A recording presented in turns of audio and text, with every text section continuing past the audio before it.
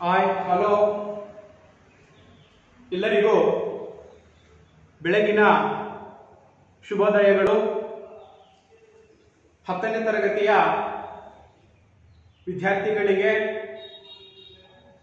ಅದರಲ್ಲೂ ಸಮಾಜ ವಿಜ್ಞಾನಕ್ಕೆ ನಾನು ಅಜ್ಜಪ್ಪ ಡಿ, ಸಹಶಿಕ್ಷಕರು, ಶ್ರೀ ಮಲ್ಲೇಶ್ವರ ಪ್ರೌಢಶಾಲೆ, ಮಾರವಳ್ಳಿ, ಶಿಕಾರಿಪುರ ತಾಲೂಕು, ಶಿವಮೊಗ್ಗ ಜಿಲ್ಲೆ.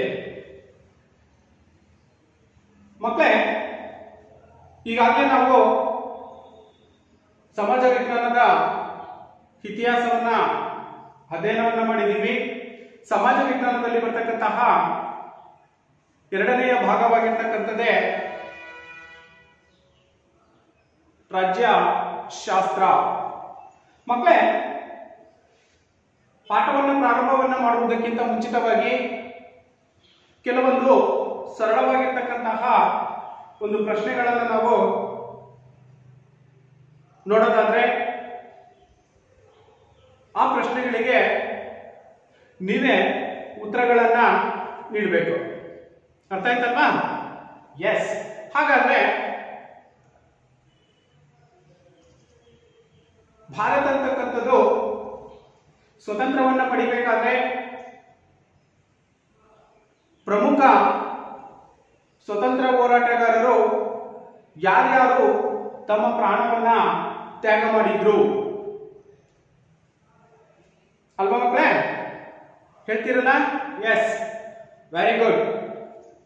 ನೀವು ವೆರಿ ಗುಡ್. ಗೊತ್ತಾಯ್ತಲ್ವಾ? ಇವರು ಪ್ರಮುಖವಾಗಿರ್ತಕ್ಕಂಥವ್ರು ಯಾರ್ಯಾರಪ್ಪ ಅಂತಂದ್ರೆ 1857ರಿಂದಲೂ ಕೂಡ ಭಾರತದ ಪ್ರಥಮ ಸ್ವತಂತ್ರ ಸಂಗ್ರಾಮ ಅಂತ ನಾವೇನ್ ಕರಿತೀವಿ, ಅಲ್ಲಿಂದಲೂ ಕೂಡ ಸಾಕಷ್ಟು ಜನರು ಅಂತಕ್ಕಂಥವ್ರು ಸ್ವತಂತ್ರ ಹೋರಾಟಗಾರರು ತಮ್ಮ ಪ್ರಾಣವನ್ನ ನೀಡಿರ್ತಕ್ಕಂಥದನ್ನ, ದೇಶಕ್ಕಾಗಿ ನೀಡಿರ್ತಕ್ಕಂಥದನ್ನ ನಾವು ಗಮನಿಸಬಹುದು. ಹಾಗಾದ್ರೆ ಇಲ್ಲಿ ಪ್ರಮುಖ ವ್ಯಕ್ತಿಗಳನ್ನ ನಾವು ಗಮನಿಸೋದಾದ್ರೆ ಸುಭಾಷ್ ಚಂದ್ರ ಬೋಸ್ ಆಗಿರ್ಬೋದು, ಗಾಂಧೀಜಿ ಅವರಾಗಿರ್ಬೋದು, ಲಕ್ಷ್ಮೀಬಾಯಿ ಆಗಿರ್ಬೋದು, ಇನ್ನಿತರ ಪ್ರಮುಖರಾಗಿರ್ತಕ್ಕಂತಹ ಸಾಕಷ್ಟು ಜನರನ್ನ ನಾವು ಸ್ವತಂತ್ರ ಹೋರಾಟಗಾರರನ್ನ ಕಾಣಬಹುದಾಗಿದೆ. ಹಾಗಾದ್ರೆ ಭಾರತ ಅಂತಕ್ಕಂಥದ್ದು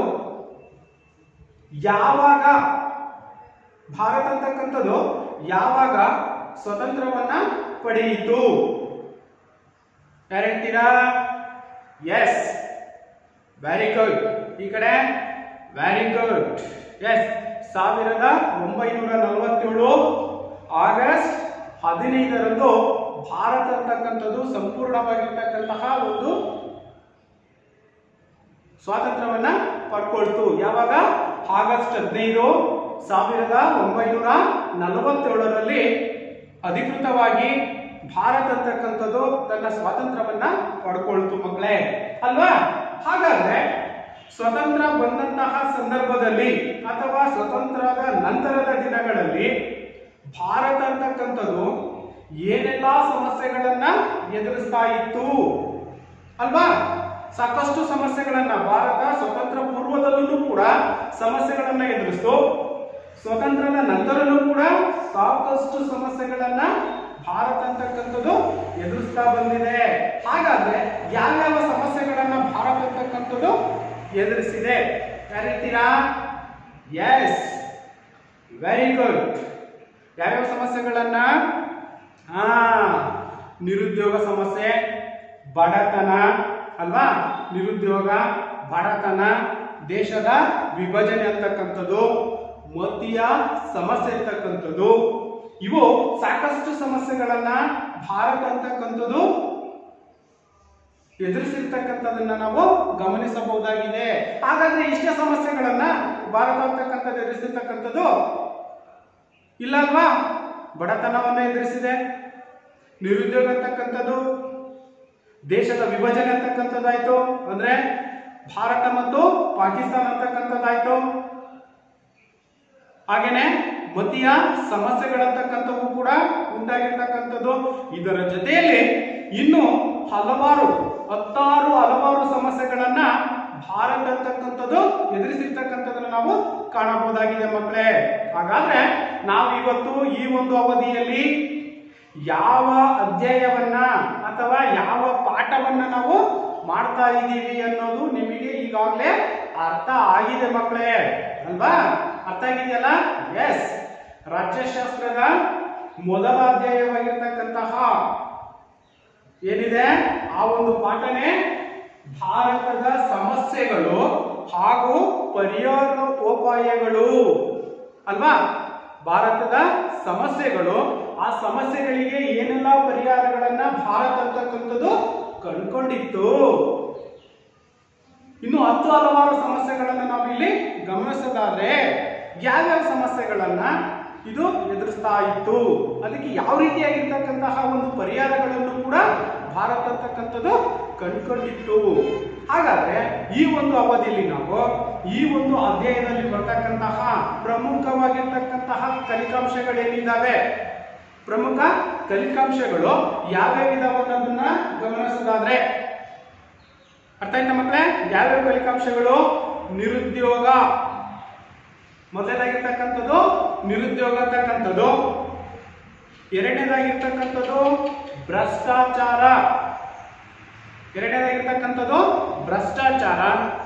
ಇನ್ನ ನಂತರದಲ್ಲಿ ಬರ್ತಕ್ಕಂಥದ್ದು ಯಾವುದು? ತಾರತಮ್ಯ, ಹಾಗೇನೆ ಕೋಮುವಾದ, ನಂತರ ಭಯೋತ್ಪಾದನೆ, ನಂತರದಲ್ಲಿ ಬರ್ತಕ್ಕಂಥದ್ದು ಮಹಿಳೆಯರ ಸ್ಥಾನಮಾನ. ಇವು ಪ್ರಮುಖವಾಗಿರ್ತಕ್ಕಂತಹ ಭಾರತ ಎದುರಿಸಿರ್ತಕ್ಕಂತಹ ಸವಾಲುಗಳು ಅಥವಾ ಸಮಸ್ಯೆಗಳು. ಈ ಒಂದು ಅಧ್ಯಾಯದಲ್ಲಿ ನಾವು ಗಮನಿಸಬೇಕಾಗಿರ್ತಕ್ಕಂತಹ ಕಲಿಕಾಂಶಗಳು ಇವಾಗಿರ್ತವೆ. ಯಾವ್ಯಾವು? ನಿರುದ್ಯೋಗ, ಭ್ರಷ್ಟಾಚಾರ, ಹಾಗೇನೆ ಮಹಿಳೆಯರ ಸ್ಥಾನಮಾನ, ಕೋಮುವಾದ ಮತ್ತು ಭಯೋತ್ಪಾದನೆ. ಇವು ಪ್ರಮುಖವಾಗಿರ್ತಕ್ಕಂತಹ 6 ಸಮಸ್ಯೆಗಳನ್ನ ಭಾರತ ಅಂತಕ್ಕಂಥದ್ದು ಎದುರಿಸ್ತಾ ಬಂದಿರತಕ್ಕಂಥದ್ದನ್ನ ನಾವು ಗಮನಿಸಬಹುದಾಗಿದೆ. ಯಾವಾಗ? ಸ್ವತಂತ್ರದ ನಂತರದ ದಿನಗಳಲ್ಲಿ. ಹಾಗಾದ್ರೆ ಈ ಅವಧಿಯಲ್ಲಿ ನಾವು ಪ್ರಮುಖವಾಗಿರ್ತಕ್ಕಂತಹ 3 ಸವಾಲುಗಳನ್ನ ಅಥವಾ ಸಮಸ್ಯೆಗಳನ್ನ ನೋಡೋದಾದ್ರೆ, 3 ಪ್ರಮುಖವಾಗಿರ್ತಕ್ಕಂತಹ ಸಮಸ್ಯೆಗಳನ್ನ ನಾವು ನೋಡೋದಾದ್ರೆ ಯಾವ್ಯಾವು? ಅಲ್ಲೇ ಇದಾವಲ್ವಾ? ಯಾವ್ಯಾವನ್ನ ನೋಡ್ಬೋದು ನಾವು? ಹಾಗಾದ್ರೆ ನಿರುದ್ಯೋಗ, ಭ್ರಷ್ಟಾಚಾರ ಮತ್ತು ತಾರತಮ್ಯ. ಈ ಅವಧಿಯಲ್ಲಿ ಈ 3 ಸಮಸ್ಯೆಗಳು ಏನಿದಾವೆ, ಈ ಸಮಸ್ಯೆಗಳು ಹೇಗೆ ಉಂಟಾದವು, ಈ ಸಮಸ್ಯೆಗಳಿಗೆ ಸರ್ಕಾರ ಅಂತಕ್ಕಂಥದ್ದು ಯಾವ ರೀತಿಯಾಗಿರ್ತಕ್ಕಂಥ ಕ್ರಮಗಳನ್ನು ಕೈಗೊಳ್ಳುವುದರ ಮೂಲಕ ಈ ಸಮಸ್ಯೆಯನ್ನ ಹೋಗಲಾಡಿಸಿದೆ. ಅರ್ಥ ಆಯ್ತಾ ಮಕ್ಕಳೇ?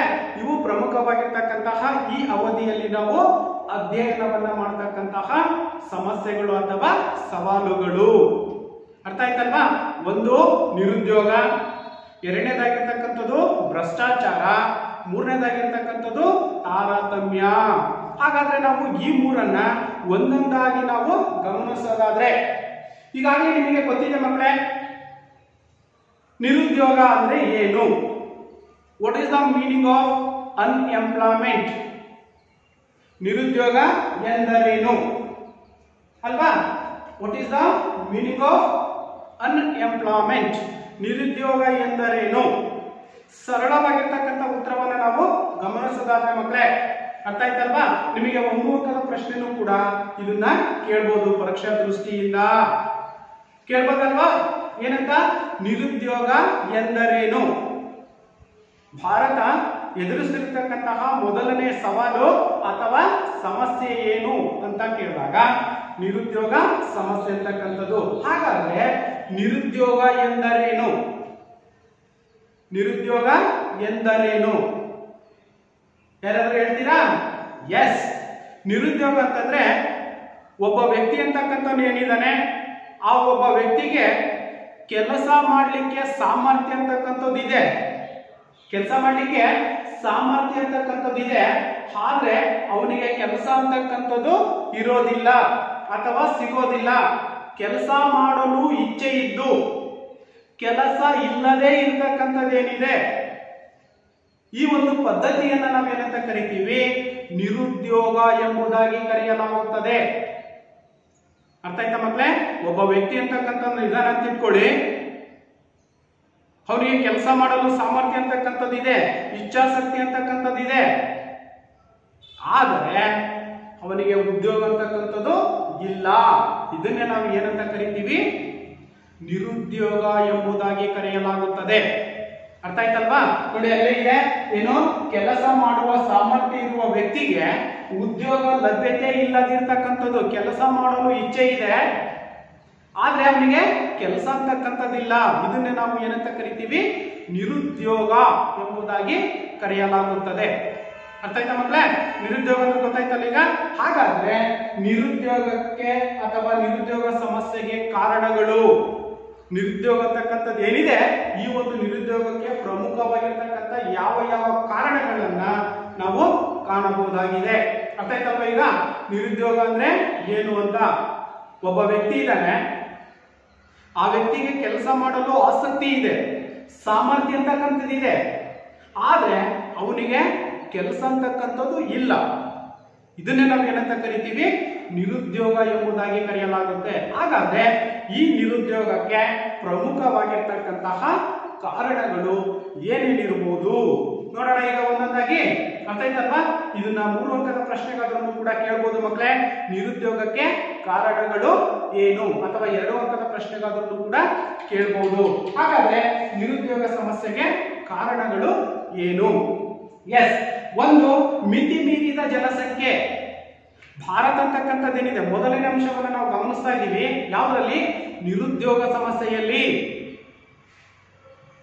ನಿರುದ್ಯೋಗ ಸಮಸ್ಯೆಯಲ್ಲಿ ಮೊದಲನೇದಾಗಿರ್ತಕ್ಕಂಥ ಕಾರಣ ಯಾವುದಪ್ಪ ಅಂತಂದ್ರೆ, ಕೆಲಸ ಸಿಗದೆ ಇರತಕ್ಕಂಥದಕ್ಕೆ ಕಾರಣ ಏನಪ್ಪ ಅಂತಂದ್ರೆ ಮಿತಿ ಮೀರಿದ ಜನಸಂಖ್ಯೆ. ಭಾರತದಲ್ಲಿ ಜನಸಂಖ್ಯಾ ಪ್ರಮಾಣ ಅಂತಕ್ಕಂಥದ್ದು ಎಷ್ಟಿದೆ? ಹೆಚ್ಚಳವಾಗಿರ್ತಕ್ಕಂಥ ನಾವು ಕಾಣ್ತಾ ಇದೀವಿ ಅಲ್ವಾ? ಹಾಗಾದ್ರೆ ಜನಸಂಖ್ಯಾ ಪ್ರಮಾಣವನ್ನು ನಾವು ಗಮನಿಸಿದಾಗ ಉದ್ಯೋಗಗಳ ಸಂಖ್ಯೆನೂ ಕೂಡ ಏನಾಗುತ್ತೆ? ಕಡಿಮೆಯಾಗ್ತಾ ಹೋಗುತ್ತೆ. ಅಂದ್ರೆ ಭಾರತದಲ್ಲಿ ಸುಮಾರು ಈಗ 130 ಕೋಟಿಗಿನ್ನೂ ಕೂಡ ಹೆಚ್ಚು ಜನಸಂಖ್ಯಾ ಪ್ರಮಾಣವನ್ನ ಭಾರತ ಅಂತಕ್ಕಂಥದ್ದನ್ನು ನಾವು ಕಾಣ್ತಾ ಇದ್ದೀವಿ. ಜನಸಂಖ್ಯೆಯನ್ನ ಹೊಂದಿರತಕ್ಕಂಥದ್ದನ್ನ ನಾವು ಗಮನಿಸ್ತಾ ಇದೀವಿ ಮಕ್ಕಳೇ. ಅರ್ಥ ಆಯ್ತಲ್ವಾ? ನಿರುದ್ಯೋಗ ಸಮಸ್ಯೆಗೆ ಮೊದಲ ಕಾರಣ ಆಗಿರ್ತಕ್ಕಂಥದ್ದು ಯಾವುದು? ಮಿತಿ ಮೀರಿದ ಜನಸಂಖ್ಯಾ ಪ್ರಮಾಣ.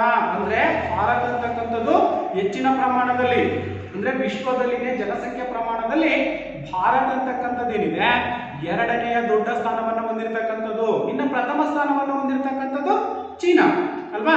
ಚೀನಾ ಮೊದಲನೆಯ ಪ್ರಮಾಣ ಏನು ಸ್ಥಾನವನ್ನು ಹೊಂದಿದ್ರೆ ಜನಸಂಖ್ಯೆಯಲ್ಲಿ, ಭಾರತ 2ನೇ ಸ್ಥಾನವನ್ನು ಹೊಂದಿರತಕ್ಕಂಥದ್ದು. ಅಂದ್ರೆ 130 ಕೋಟಿಗಿಂತಲೂ ಕೂಡ ಅಧಿಕ ಜನಸಂಖ್ಯಾ ಪ್ರಮಾಣವನ್ನ ಭಾರತ ಅಂತಕ್ಕಂಥದ್ದು ಹೊಂದಿರತಕ್ಕಂಥದ್ದು. ಈ ಒಂದು ಕಾರಣದಿಂದ ಉದ್ಯೋಗಗಳ ಪ್ರಮಾಣ ಅಂತಕ್ಕಂಥದ್ದು ಏನಾಗಿದೆ?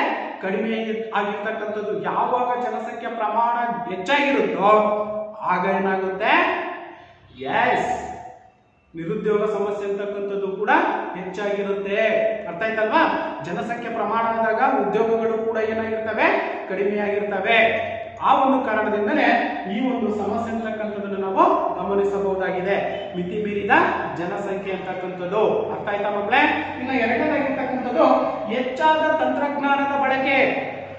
ನೋಡಿ, ಇವತ್ತು ವಿಶ್ವ ಮಟ್ಟದಲ್ಲಿ ಅಥವಾ ದೇಶದಲ್ಲಿ ಇನ್ನು ಎಲ್ಲಾ ಕಡೆಗೂ ಕೂಡ ಇವತ್ತು ತಂತ್ರಜ್ಞಾನ, ಟೆಕ್ನಾಲಜಿ ಅಂತಕ್ಕಂಥದ್ದೇನಿದೆ ಹೆಚ್ಚಿನ ಪ್ರಮಾಣದಲ್ಲಿ ಜನರು ಅಂತಕ್ಕಂಥವ್ರು ಟೆಕ್ನಾಲಜಿಯ ಮೊರೆಯನ್ನು ಹೋಗಿರ್ತಕ್ಕಂಥದನ್ನ ನಾವು ಗಮನಿಸಬಹುದು. ತಂತ್ರಜ್ಞಾನದ ಮೊರೆಯನ್ನು ಹೋಗಿರ್ತಕ್ಕಂಥ ನಾವು ಕಾಣಬಹುದಾಗಿದೆ. ಅಂದ್ರೆ ಇವತ್ತು 10 ಜನ ಮಾಡ್ತಕ್ಕಂಥ ಒಂದು ಕೆಲಸವನ್ನ ಒಂದು ಯಂತ್ರನಾದ್ರೂ ಮಾಡಬಹುದು, ಅಥವಾ ಒಂದು ಕಂಪ್ಯೂಟರ್ ಆದ್ರೂ ಮಾಡಬಹುದು, ಅಥವಾ ಇನ್ಯಾವುದೋ ರೀತಿಯಾಗಿರ್ತಕ್ಕಂತಹ ಒಂದು ಮಿಷನರಿ ಅಂತಕ್ಕಂಥದ್ದು ಮಿಷನ್ ಕೂಡ ಮಾಡ್ತಕ್ಕಂಥದ್ದು ನಾವು ಕಾಣ್ತಾ ಇದ್ದೀವಿ. ಈಗ ಗ್ರಾಮೀಣ ಪ್ರದೇಶದಲ್ಲಿ ಯಾವ್ದಾದ್ರು ಒಂದು ಟ್ರಂಚನ್ನ ಗುಂಡಿಯನ್ನ ಹೊಡಿಬೇಕಂತಂದ್ರೆ 10-20 ಜನರನ್ನ ಕರ್ಕೊಂಡು ಕೆಲಸವನ್ನ ಮಾಡಿಸ್ಬೇಕಾಗಿತ್ತು. ಆದ್ರೆ ಇವಾಗ ಏನಾಗಿದೆ? ಒಂದು JCB ಅಂತಕ್ಕಂಥದ್ದು ಬಂದಿದೆ. ಆ JCB ವಿತಿನ್ 1 ಗಂಟೆ 2 ಗಂಟೆ ಒಳಗಡೆ ಕೆಲಸವನ್ನ ಮುಗಿಸ್ತಕ್ಕಂಥ ನಾವು ಕಾಣ್ತೇವೆ. ಅವಾಗ ಏನಾಗುತ್ತೆ? ಅಲ್ಲಿ ಇರ್ತಕ್ಕಂಥ ಜನರಿಗೆ ಉದ್ಯೋಗ ಅಂತಕ್ಕಂಥದ್ದು ಲಭ್ಯವಾಗಲ್ಲ. ಅವಾಗ ಏನಾಗುತ್ತೆ? ನಿರುದ್ಯೋಗ ಸಮಸ್ಯೆ ಅಂತಕ್ಕಂಥದ್ದು ಕೂಡ ಉಂಟಾಗುತ್ತೆ. ಅರ್ಥ ಆಯ್ತಾ ಮಕ್ಕಳೇ? 1ನೇದು ಮಿತಿ ಮೀರಿದ ಜನಸಂಖ್ಯೆ. ಎರಡನೇ ಕಾರಣವನ್ನ ನಾವು ಗಮನಿಸಿದಾಗ ಹೆಚ್ಚಿನದಾಗಿರ್ತಕ್ಕಂಥ ತಂತ್ರಜ್ಞಾನದ ಬಳಕೆ. ಈ ಎರಡೂ ಅಂಶಗಳನ್ನ ನಾವು ನೆನಪಲ್ಲಿ ಇಟ್ಕೋಬೇಕು. ಇನ್ನ ಮೂರನೇದಾಗಿರ್ತಕ್ಕಂಥದ್ದು ನೈಸರ್ಗಿಕ ಸಂಪನ್ಮೂಲಗಳ ಕೊರತೆ. ಭಾರತ ಅಂತಕ್ಕಂಥದ್ದು ವಿಪರೀತವಾಗಿರ್ತಕ್ಕಂತಹ ಸಂಪನ್ಮೂಲವನ್ನ ಹೊಂದಿದ್ರು ಕೂಡ ಅವುಗಳನ್ನ ಸಮರ್ಪಕವಾಗಿ ನಾವು ಬಳಕೆಯನ್ನ ಮಾಡ್ತಾ ಇದ್ದೀವಾ, ಅಥವಾ ಜನಸಂಖ್ಯೆ ಪ್ರಮಾಣ ಹೆಚ್ಚಾದಂತ ಸಂದರ್ಭದಲ್ಲಿ ಸಂಪನ್ಮೂಲಗಳನ್ನು ಕೂಡ ನಾವೇನ್ ಮಾಡ್ತೀವಿ, ಹೆಚ್ಚು ಪ್ರಮಾಣದಲ್ಲಿ ಬಳಕೆ ಮಾಡ್ತಾ ಹೋಗ್ತೀವಿ. ಅವಾಗ ಅಲ್ಲಿ ಏನಾಗುತ್ತೆ, ಸಂಪನ್ಮೂಲಗಳ ಕೊರತೆ ಪ್ರಮಾಣ ಅಂತಕ್ಕಂಥದ್ದು ಕೂಡ ಕಡಿಮೆ ಆಗ್ತಕ್ಕಂಥದ್ದನ್ನ ನಾವು ಗಮನಿಸಬಹುದಾಗಿದೆ ಮಕ್ಕಳೇ, ಅಲ್ವಾ? ಇದು ಮೂರನೇದು. ಇನ್ನು ನಾಲ್ಕನೇದು ಪ್ರಮುಖವಾಗಿರ್ತಕ್ಕಂಥದ್ದು ಕೃಷಿಯ ಮೇಲಿನ ಅಧಿಕವಾಗಿರ್ತಕ್ಕಂಥ ಅವಲಂಬನೆ. ನೋಡಿ, ಭಾರತ ಅಂತಕ್ಕಂಥದ್ದು ಕೃಷಿ ಪ್ರಧಾನವಾಗಿರ್ತಕ್ಕಂಥ ರಾಷ್ಟ್ರ. ಈಗಾಗಲೇ ನಮಗೆ ಗೊತ್ತಿದೆ ಅಲ್ವಾ, ಭಾರತ ಅಂತಕ್ಕಂಥದ್ದು ಎಂತ ರಾಷ್ಟ್ರ? ಕೃಷಿ ಪ್ರಧಾನವಾಗಿರ್ತಕ್ಕಂಥ ರಾಷ್ಟ್ರ. 70% ಜನರು ಅಂತಕ್ಕಂಥವ್ರು ಕೃಷಿಯನ್ನೇ ಅವಲಂಬಿಸಿರ್ತಕ್ಕಂಥದ್ದು ಅಥವಾ ಉಪಕಸಬನ್ನಾಗಿ ಮಾಡಿರ್ತಕ್ಕಂಥದ್ದನ್ನು ಕೂಡ ನಾವು ಗಮನಿಸಬಹುದು. ಹಾಗಾದ್ರೆ ಭಾರತದಲ್ಲಿ ಹೆಚ್ಚು ಕೃಷಿಯನ್ನ ಅವಲಂಬಿತವಾಗಿರ್ತಕ್ಕಂಥ ಜನರು ಅಂತಕ್ಕಂಥವ್ರು ವರ್ಷದ 12 ತಿಂಗಳುಗಳ ಕಾಲನೂ ಕೂಡ ಕೃಷಿಯಲ್ಲಿನೇ ಕೆಲಸವನ್ನ ಮಾಡ್ತಾರ? ಇದು ನಮ್ಮ ಪ್ರಶ್ನೆ. ಹೌದಾ ಅಲ್ವೋ? ಮಾಡ್ತಾರ? 12 ತಿಂಗಳು ಕೂಡ ಕೃಷಿಯನ್ನ ಅವಲಂಬಿಸಿರ್ತಾರ ಅಥವಾ ಕೃಷಿಯ ಕೆಲಸವನ್ನ ಮಾಡ್ತಾರ? ಇಲ್ಲ, ಸಾಧ್ಯನೇ ಇಲ್ಲ.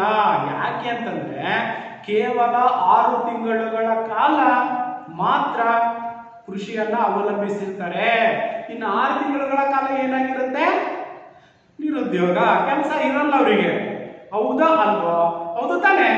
ಎಸ್, ಮಳೆಗಾಲದಲ್ಲಿ ಮಾತ್ರ ಭಾರತದ ಜನರು ಅಂತಕ್ಕಂಥ, ಅದರಲ್ಲೂ ಭಾರತ ಕೃಷಿ ಪ್ರಧಾನವಾಗಿರ್ತಕ್ಕಂಥ ರಾಷ್ಟ್ರ ಆಗಿರೋದ್ರಿಂದ ಅವ್ರೇನ್ ಮಾಡ್ತಾರೆ, 6 ತಿಂಗಳು ಕೆಲಸ ಮಾಡ್ತಾರೆ.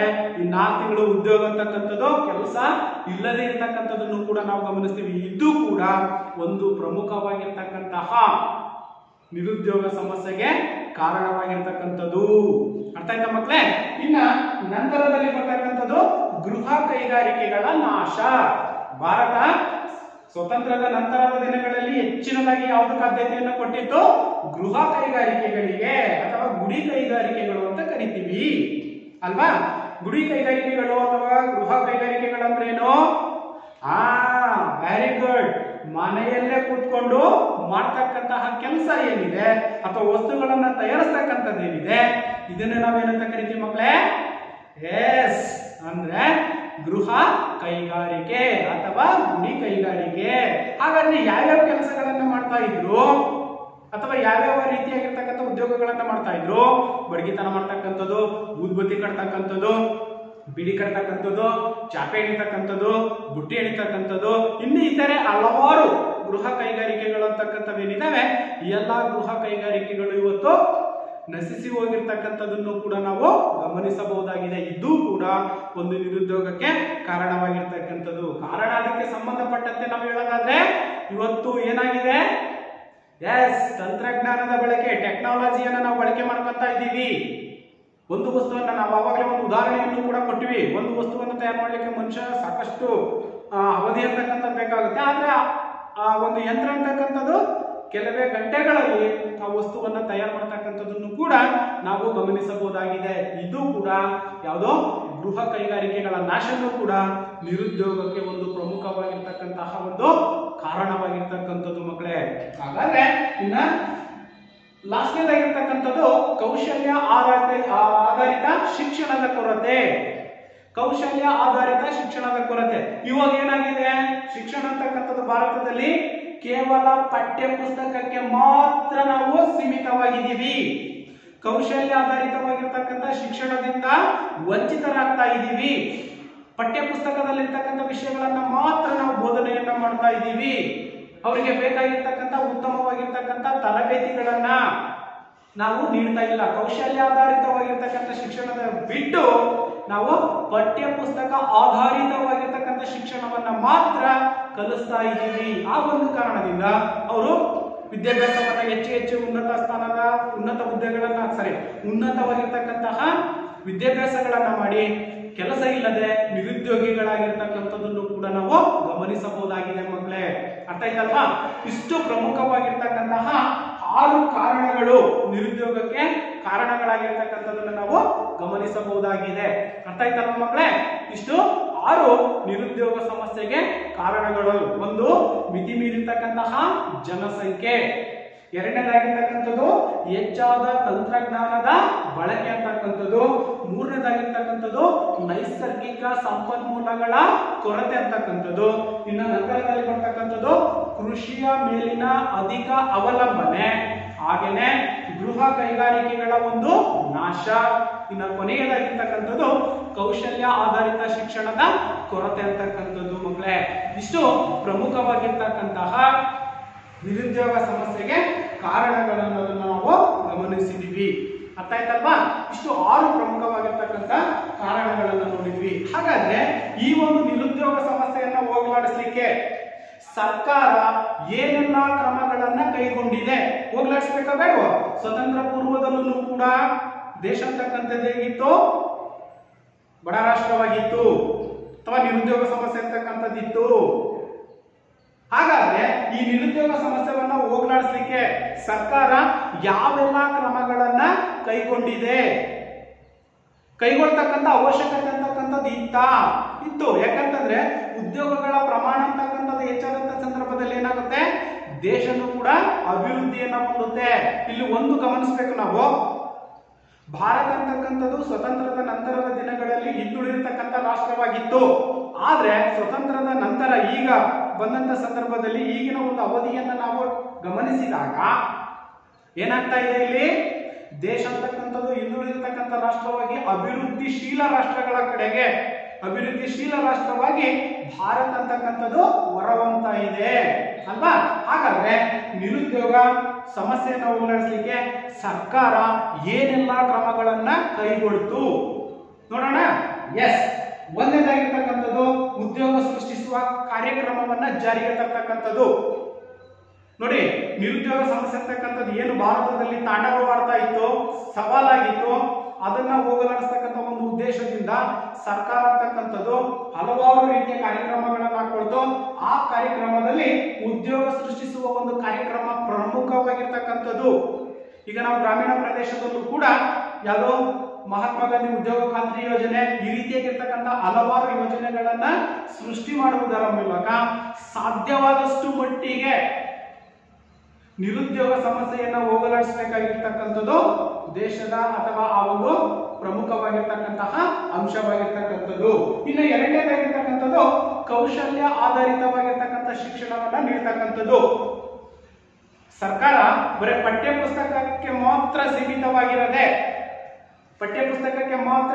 ಸೀಮಿತವಾಗಿರದೆ ಪ್ರಮುಖವಾಗಿ ನಾವು ಯಾವುದಕ್ಕೆ ಆದ್ಯತೆಯನ್ನು ಕೊಡಬೇಕು? ಕೌಶಲ್ಯಾಧಾರಿತವಾಗಿರ್ತಕ್ಕಂಥ ಶಿಕ್ಷಣಕ್ಕೆ. ಅಂದ್ರೆ ಉತ್ತಮವಾಗಿರ್ತಕ್ಕಂಥ ತರಬೇತಿಗಳನ್ನ ಯಾವುದಕ್ಕೆ ಸಂಬಂಧಪಟ್ಟಂತೆ ಟೈಲರಿಂಗ್ ಆಗಿರ್ಬೋದು, ಡ್ರಾಯಿಂಗ್ ಆಗಿರ್ಬೋದು, ಅಥವಾ ಇನ್ನಿತರೆ ಯಾವ್ಯಾವ ಕೋರ್ಸ್ಗಳಿದಾವೆ, ಜಾಬ್ ಕೋರ್ಸ್ ಅಂತ ನಾವೇ ಕರಿತೀವಿ, ಅವುಗಳಿಗೆ ಹೆಚ್ಚಿನ ಆದ್ಯತೆಯನ್ನ ನೀಡ್ತಕ್ಕಂಥದ್ದು. ಅರ್ಥ ಆಯ್ತಲ್ಲ? ಎರಡನೇದು. ಇನ್ನ ಮೂರನೇದಾಗಿರ್ತಕ್ಕಂಥದ್ದು ಸ್ವಯಂ ಉದ್ಯೋಗಕ್ಕೆ ಬೇಕಾಗಿರ್ತಕ್ಕಂಥ ಸಾಲ ಸೌಲಭ್ಯಗಳನ್ನ ನೀಡ್ತಕ್ಕಂಥದ್ದು. ಮೂರನೇ ಕ್ರಮ ಸಾಲ ಸೌಲಭ್ಯಗಳನ್ನ ನೀಡ್ತಕ್ಕಂಥದ್ದು. ಸ್ವಯಂ ಉದ್ಯೋಗ, ಸೆಲ್ಫ್ ಎಂಪ್ಲಾಯ್ಮೆಂಟ್ ಅಂತ ಕರಿತೀವಿ. ನಮಗೆ ಶಿಕ್ಷಣವನ್ನ ಕೊಟ್ಟಿದೆ ಸರ್ಕಾರ ಅಂತ ಹೇಳ್ಬಿಟ್ಟು ನಮಗೆ ಉದ್ಯೋಗ ಕೊಡ್ತೀವಿ ಅಂತಲೂ ಕೂಡ ಅದೇನು ಬರವಣಿಗೆ ಮೂಲಕ ನಮಗೆ ನೀಡಿದೆಯಾ? ಇಲ್ಲ. ಶಿಕ್ಷಣವನ್ನ ಕೊಡ್ತಕ್ಕಂಥ ಉದ್ದೇಶ ಏನು? ತಮ್ಮ ಜ್ಞಾನವನ್ನ, ತಿಳುವಳಿಕೆಯನ್ನ ಹೆಚ್ಚು ಮಾಡ್ಕೋಬೇಕು, ತಮ್ಮ ಜೀವನವನ್ನ ತಾವೇ ಸೃಷ್ಟಿಸಬೇಕು ಅಂತಕ್ಕಂಥ ದೃಷ್ಟಿಯಿಂದ ಇಲ್ಲಿ ವಿದ್ಯಾಭ್ಯಾಸವನ್ನ ಕೊಡ್ತಕ್ಕಂಥ ನಾವು ಕಾಣ್ತಾ ಇದೀವಿ. ಆ ಒಂದು ಕಾರಣಕ್ಕೆ ಸರ್ಕಾರ ಅಂತಕ್ಕಂಥದ್ದು ಏನ್ ಮಾಡ್ತಾ ಇದೆ? ಇಲ್ಲಿ ನಿರುದ್ಯೋಗ ಸಮಸ್ಯೆಯನ್ನು ಹೋಗಲಾಡಿಸಲಿಕ್ಕೆ ಸ್ವಯಂ ಉದ್ಯೋಗ ಅವಕಾಶಗಳನ್ನ, ಸೆಲ್ಫ್ ಎಂಪ್ಲಾಯ್ಮೆಂಟ್ ಅನ್ನ ಮಾಡ್ಲಿಕ್ಕೆ, ಯಾವುದೋ ವ್ಯಾಪಾರ ಆಗಿರ್ಬೋದು, ಅಥವಾ ಬಟ್ಟೆ ಅಂಗಡಿ ಆಗಿರ್ಬೋದು, ಹೋಟೆಲ್ಗಳಾಗಿರ್ಬೋದು, ಅಥವಾ ಇನ್ನಿತರೆ ಸಾಕಷ್ಟು ಸ್ವಯಂ ಉದ್ಯೋಗಗಳು ನಾವು ಕಾಣ್ತಿದ್ದೀವಿ. ಆ ಸ್ವಯಂ ಉದ್ಯೋಗಗಳನ್ನ ಕೈಗೊಳ್ಳತಕ್ಕಂಥ ಉದ್ದೇಶದಿಂದ ನಿರುದ್ಯೋಗ ಸಮಸ್ಯೆಯನ್ನು ಹೋಗಲಾಡಿಸಲಿಕ್ಕೆ ರಾಷ್ಟ್ರೀಕೃತ ಬ್ಯಾಂಕುಗಳೇನಿದಾವೆ, ಭಾರತದ ರಾಷ್ಟ್ರೀಕೃತ ಬ್ಯಾಂಕುಗಳೇನಿದಾವೆ, ಆ ಬ್ಯಾಂಕುಗಳ ಮೂಲಕ ಸಾಲ ಸೌಲಭ್ಯಗಳನ್ನ ನೀಡ್ತಕ್ಕಂಥದ್ದು. ಯಾವಾಗ ಸಾಲ ಸೌಲಭ್ಯಗಳು ಅಂತಕ್ಕಂಥವು ಸರ್ಕಾರ ಅಥವಾ ಬ್ಯಾಂಕುಗಳು ನೀಡ್ತಾವೋ ಅವಾಗ ಏನಾಗುತ್ತೆ? ಸ್ವಯಂ ಉದ್ಯೋಗಗಳನ್ನ ಕೈಗೊಳ್ಳುವುದರ ಮೂಲಕ ತಮ್ಮ ಆರ್ಥಿಕ ಮಟ್ಟವನ್ನ ರೂಢಿಸಿಕೊಳ್ಳಿಕ್ಕೆ ಅಥವಾ ವೃದ್ಧಿಸಿಕೊಳ್ಳಿಕ್ಕೆ ಸಾಧ್ಯ ಅಂತಕ್ಕಂಥದನ್ನು ಕೂಡ ನಾವು ಈ ಒಂದು ಅವಧಿಯಲ್ಲಿ ಗಮನಿಸಬಹುದಾಗಿದೆ ಮಕ್ಕಳೇ.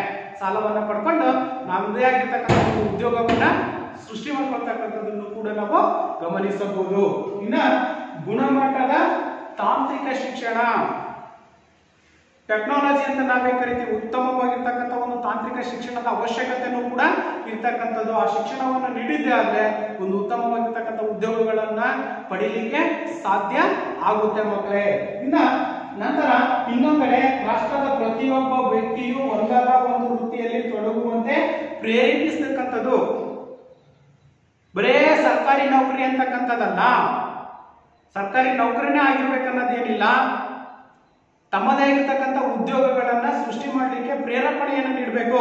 ಆ ಕೆಲಸವನ್ನ ಮಾಡು, ಈ ಕೆಲಸವನ್ನ ಬಿಡು, ಅಳ್ಳಾಗಿ ಇರಬಾರದು ಅಂತಕ್ಕಂತಹ ಒಂದು ದೃಷ್ಟಿಯಿಂದ ಸರ್ಕಾರ ಅಂತಕ್ಕಂಥದ್ದು ಹಲವಾರು ಕಾರ್ಯಕ್ರಮಗಳನ್ನ ತರುವುದರ ಮೂಲಕ ಈ ಒಂದು ನಿರುದ್ಯೋಗ ಸಮಸ್ಯೆಯನ್ನ ಹೋಗಲಾಡಿಸಿರ್ತಕ್ಕಂಥದ್ದನ್ನು ಕೂಡ ನಾವು ಗಮನಿಸಬಹುದು ಮಕ್ಕಳೇ. ಅರ್ಥ ಆಯ್ತಲ್ವಾ? ಇವು ಪ್ರಮುಖವಾಗಿರ್ತಕ್ಕಂತಹ ನಿರುದ್ಯೋಗ ಸಮಸ್ಯೆಗೆ ಸರ್ಕಾರ ಕೈಗೊಂಡಿರ್ತಕ್ಕಂತಹ ಕ್ರಮಗಳು. ಅರ್ಥ ಆಯ್ತಲ್ವಾ? ಇವು ಕ್ರಮಗಳಾಗಿರ್ತಕ್ಕಂಥದ್ದು. ಹಾಗೇನೆ ನಾವು ಎರಡನೇದಾಗಿ ಇನ್ನ ಭಾರತ ಎದುರಿಸ್ತಿರ್ತಕ್ಕಂಥ ಸವಾಲುಗಳಲ್ಲಿ ಮೊದಲನೇದಾಗಿರ್ತಕ್ಕಂಥದ್ದು ನಿರುದ್ಯೋಗ ಅಂತಕ್ಕಂಥದ್ದನ್ನು ನೋಡಿದ್ವಿ. ನಿರುದ್ಯೋಗ ಎಂದರೇನು ತಿಳ್ಕೊಂಡ್ವಿ. ಹಾಗೇನೆ ನಿರುದ್ಯೋಗ ಸಮಸ್ಯೆಗೆ ಏನೆಲ್ಲ ಕಾರಣಗಳಿದ್ದಾವೆ ಅನ್ನೋದು ಕೂಡ ಗೊತ್ತಾಯ್ತು ಮಕ್ಕಳೇ. ಹಾಗೇನೆ ನಿರುದ್ಯೋಗ ಸಮಸ್ಯೆಯನ್ನ ಹೋಗಲಾಡಿಸಲಿಕ್ಕೆ ಸರ್ಕಾರ ಕೈಗೊಂಡಿರ್ತಕ್ಕಂತಹ ಕ್ರಮಗಳೇನು ಅನ್ನೋದು ಕೂಡ ಗೊತ್ತಾಯ್ತು. ಹಾಗಾದ್ರೆ ಎರಡನೆಯ ಸಮಸ್ಯೆಯನ್ನ ನಾವು ನೋಡೋದಾದ್ರೆ ಯಾವ್ದಿರ್ಬೋದು? ಎಸ್, ಭ್ರಷ್ಟಾಚಾರ. ಇವತ್ತು ದೇಶಾದ್ಯಂತ ತಾಂಡವವಾಡ್ತಕ್ಕಂಥದ್ದೇ ಯಾವ್ದಾಗಿದೆ? ಭ್ರಷ್ಟಾಚಾರ ಅಲ್ವಾ? ಭ್ರಷ್ಟಾಚಾರನು ಕೂಡ ಒಂದು ಸಮಸ್ಯೆಯಾಗಿರ್ತಕ್ಕಂಥದ್ದು, ಭಾರತದ ಸವಾಲಾಗಿರ್ತಕ್ಕಂಥದ್ದನ್ನು ಕೂಡ ನಾವು ಗಮನಿಸಬಹುದಾಗಿದೆ. ಹಾಗಾದ್ರೆ ಭ್ರಷ್ಟಾಚಾರ ಅಂದ್ರೆ ಏನು ಅಲ್ವಾ? ಭ್ರಷ್ಟಾಚಾರ ಎಂದರೇನು? ಏನಿರ್ಬೋದು ಮಕ್ಕಳೇ ಭ್ರಷ್ಟಾಚಾರ ಅಂದ್ರೆ? ಸರ್ವೇ ಸಾಮಾನ್ಯಕ್ಕೆ ಟಿವಿಯಲ್ಲೆಲ್ಲ ಸಾಕಷ್ಟು ಬಂದಿರುತ್ತೆ ಅಲ್ವಾ? ಅಲ್ಲಿ ಭ್ರಷ್ಟಿದ್ದಾರೆ, ಇಲ್ಲಿ ಭ್ರಷ್ಟಿದ್ದಾರೆ, ಅವ್ರು ಇದನ್ನ ಮಾಡಿದ್ರು ಅಲ್ವಾ? ಈ ರೀತಿಯಾಗಿರ್ತಕ್ಕಂಥದ್ದನ್ನ ನೀವು ಕೇಳಿರ್ತೀರಾ. ಹಾಗಾದ್ರೆ ಭ್ರಷ್ಟಾಚಾರ ಎಂದರೇನು? Yes, very good. ಭ್ರಷ್ಟಾಚಾರ ಅಂತಂದ್ರೆ ಲಂಚ ಕೊಡ್ತಕ್ಕಂಥದ್ದು ಮತ್ತು ತಗೊಳ್ತಕ್ಕಂಥದ್ದು ಏನಿದೆ ಇದನ್ನೇ ನಾವು ಏನಂತ ಕರಿತೀವಿ? ಭ್ರಷ್ಟಾಚಾರ ಎಂಬುದಾಗಿ ಕರೆಯಲಾಗುತ್ತದೆ ಅಲ್ವಾ? ಭಾರತ ಎದುರಿಸಿರ್ತಕ್ಕಂತಹ ಸವಾಲುಗಳಲ್ಲಿ ಭ್ರಷ್ಟಾಚಾರವು ಒಂದು ಸಮಸ್ಯೆಯಾಗಿರ್ತಕ್ಕಂಥದ್ದು ಅಲ್ವಾ? ಹಾಗಾದ್ರೆ ಭ್ರಷ್ಟಾಚಾರ ಎಂದರೇನು? ನಾವು ಏನ್ ಹೇಳಿದ್ವಿ? ಭ್ರಷ್ಟಾಚಾರ ಅಂತಂದ್ರೆ ಲಂಚ ಕೊಡ್ತಕ್ಕಂಥದ್ದು, ಲಂಚ ತೆಗೆದುಕೊಳ್ತಕ್ಕಂಥದ್ದು, ಕಾನೂನು ಬಾಹಿರವಾಗಿರ್ತಕ್ಕಂತಹ ಕ್ರಮಗಳನ್ನ ನಾವು ನೋಡ್ತಕ್ಕಂಥದನ್ನೇ ಏನಂತ ಕರಿತೀವಿ? ಭ್ರಷ್ಟಾಚಾರ. ಹಾಗಾದ್ರೆ ನೋಡಿ, ಭ್ರಷ್ಟಾಚಾರ ಎಂದರೆ ಲಂಚ ಅಥವಾ ಇನ್ನಾವುದೇ ಕಾನೂನು ಬಾಹಿರವಾಗಿರ್ತಕ್ಕಂಥ ಕೃತ್ಯಗಳು ಅಥವಾ ಸಂಗ್ರಹಿಸತಕ್ಕಂಥದನ್ನ ನಾವೇನಂತ ಕರಿತೀವಿ? ಭ್ರಷ್ಟಾಚಾರ ಎಂಬುದಾಗಿ ಕರೆಯಲಾಗುತ್ತದೆ. ಸಾರ್ವಜನಿಕ ಜೀವನದ ಅಧಿಕಾರ ಹಾಗೂ ವರ್ಚಸ್ಸನ್ನ ಸ್ಪರ್ಧಾ ಹಾಗೂ ತಪ್ಪು ವಿಧಾನದ ದುರ್ಬಳಕೆ ಎನ್ನತಕ್ಕಂಥದ್ದು. ಸಾರ್ವಜನಿಕ ವರ್ಚಸ್ಸು ಹಾಗೂ ಸ್ವಾರ್ಥ, ತನ್ನ ಸ್ವಾರ್ಥಕ್ಕೆ ಇನ್ನೊಬ್ಬರಿಗೆ ತೊಂದರೆಯನ್ನ ಕೊಡ್ತಕ್ಕಂಥದ್ದೇನಿದೆ ಇದನ್ನೇ ನಾವು ಏನಂತ ಕರಿತೀವಿ? ಭ್ರಷ್ಟಾಚಾರ. ಲಂಚವನ್ನ ತಗೊಳ್ತಕ್ಕಂಥದ್ದು, ಕೊಡ್ತಕ್ಕಂಥದ್ದು ಕೂಡ ಅದು ಎಂಥದ್ದು? ಕಾನೂನು ಬಾಹಿರವಾಗಿರ್ತಕ್ಕಂತಹ. ಸರ್ವಸಾಮಾನ್ಯವಾಗಿ ನಾವು ಏನಾದ್ರು ಕೆಲಸಗಳು ಆಗ್ಬೇಕಂತಂದ್ರೆ, ಬೇಗ ಕೆಲಸ ಆಗ್ಬೇಕಂದ್ರೆ ನಾವೇನ್ ಮಾಡ್ತೀವಿ? ಲಂಚವನ್ನ ಕೊಡ್ತಕ್ಕಂಥದನ್ನ ಗಮನಿಸ್ತಾ ಇದ್ದೀವಿ ಅಲ್ವಾ? ಇದನ್ನೇ ನಾವೇನಂತ ಕರಿತೀವಿ? ಭ್ರಷ್ಟಾಚಾರ ಎಂಬುದಾಗಿ ಕರೆಯಲಾಗುತ್ತದೆ.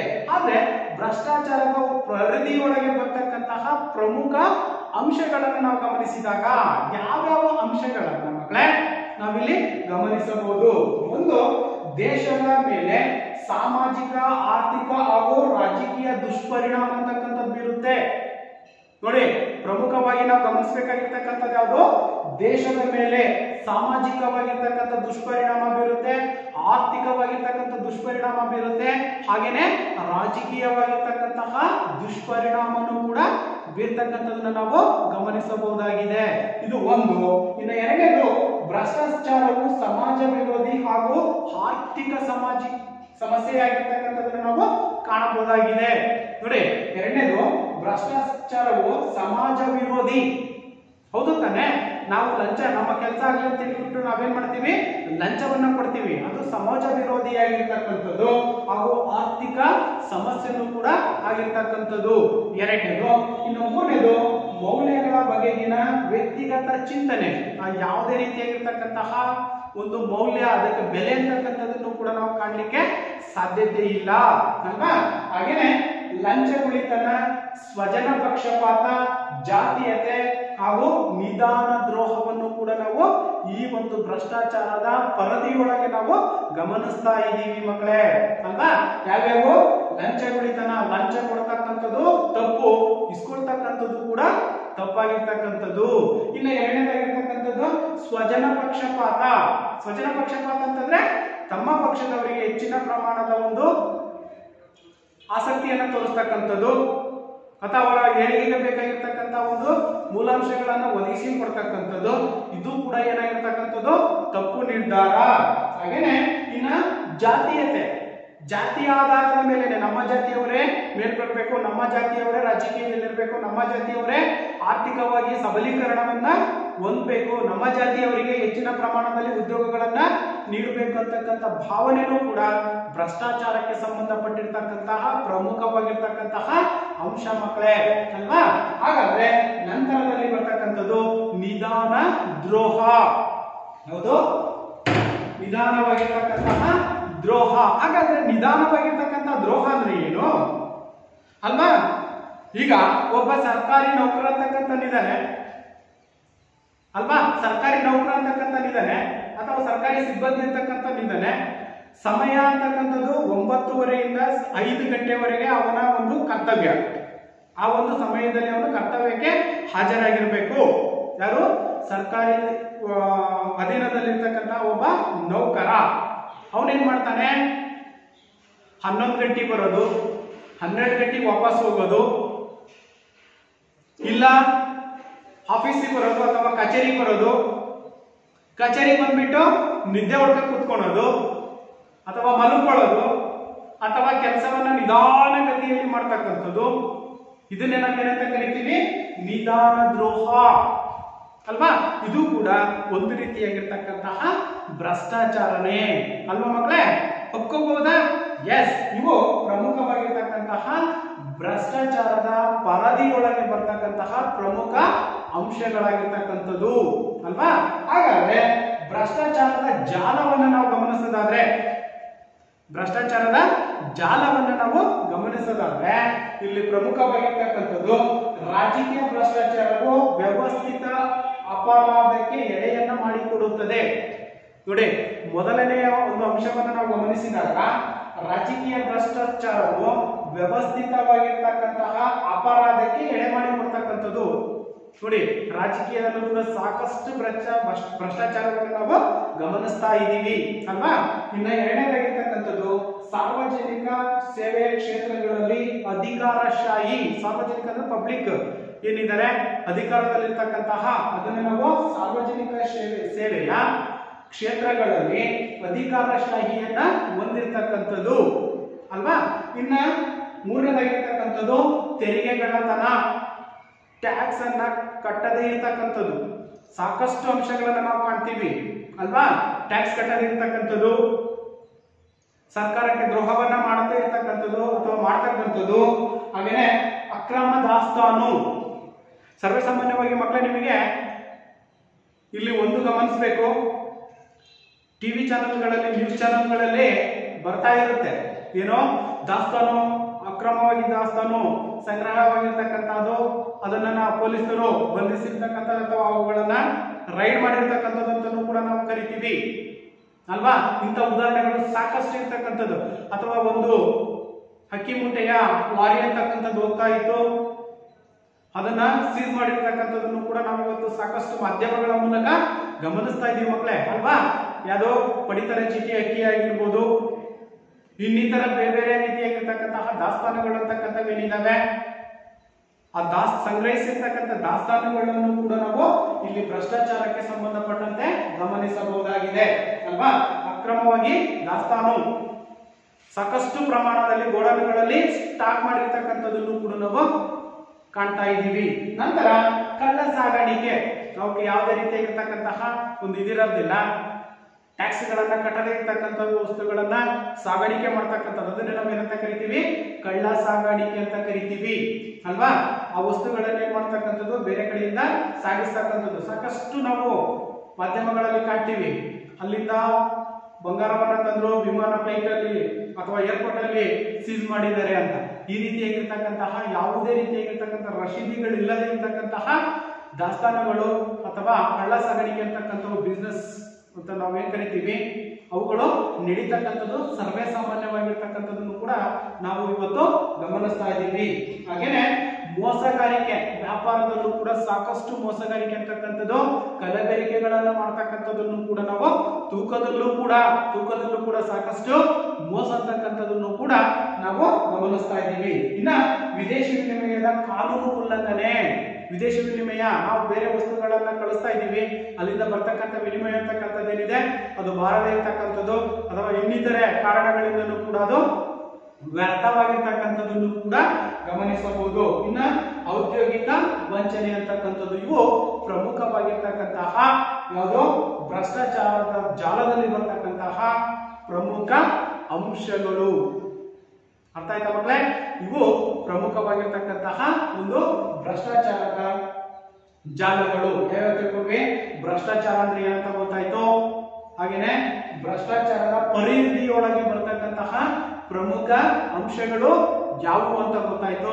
ಹಾಗೇನೆ ಭ್ರಷ್ಟಾಚಾರದ ಜಾಲದಲ್ಲಿ ಬರ್ತಕ್ಕಂತಹ ಪ್ರಮುಖ ಅಂಶಗಳು ಯಾವುವು ಅನ್ನೋದು ಕೂಡ ಗೊತ್ತಾಯ್ತು ಮಕ್ಕಳೇ ನಮಗೆ. ಹಾಗಾದ್ರೆ ಭ್ರಷ್ಟಾಚಾರ ನಿಯಂತ್ರಣ, ಇಷ್ಟೆಲ್ಲ ಭ್ರಷ್ಟಾಚಾರ ಅಂತಕ್ಕಂಥದ್ದು ಆಗಿದ್ರು ಕೂಡ ಅವುಗಳನ್ನ ನಿಯಂತ್ರಣ ಮಾಡಲಿಕ್ಕೆ ಸರ್ಕಾರ ಏನೆಲ್ಲ ಕ್ರಮಗಳನ್ನ ಕೈಗೊಂಡಿದೆ ಅಲ್ವಾ, ಕ್ರಮಗಳನ್ನ ಕೈಗೊಂಡಿದೆ. ಆ ಕ್ರಮಗಳು ಯಾವುವು ಅನ್ನೋದನ್ನ ನೋಡೋದಾದ್ರೆ, ಭ್ರಷ್ಟಾಚಾರ ನಿಯಂತ್ರಣವನ್ನ ಸರ್ಕಾರ ಅಂತಕ್ಕಂಥದ್ದು ಹೇಗೆ ನಿಯಂತ್ರಿಸಿತು ಅಥವಾ ಭ್ರಷ್ಟಾಚಾರ ಸಮಸ್ಯೆಯನ್ನ ಹೋಗಲಾಡಿಸಲಿಕ್ಕೆ ಸರ್ಕಾರ ಕೈಗೊಂಡಿರ್ತಕ್ಕಂತಹ ಕ್ರಮಗಳೇನು ನೋಡೋಣ. ಎಸ್, ಮೊದಲನೇದಾಗಿರ್ತಕ್ಕಂಥದ್ದು ಭ್ರಷ್ಟಾಚಾರ ನಿಗ್ರಹಕ್ಕೆ ಪ್ರಬಲ ರಾಜಕೀಯ ಇಚ್ಛಾಶಕ್ತಿ ಅಂತಕ್ಕಂಥದ್ದು ಬೇಕು. ಪ್ರಬಲವಾಗಿರ್ತಕ್ಕಂಥ ಒಂದು ರಾಜಕೀಯ ಇಚ್ಛಾಶಕ್ತಿ ಅಂತಕ್ಕಂಥದ್ದು ಇರಬೇಕು.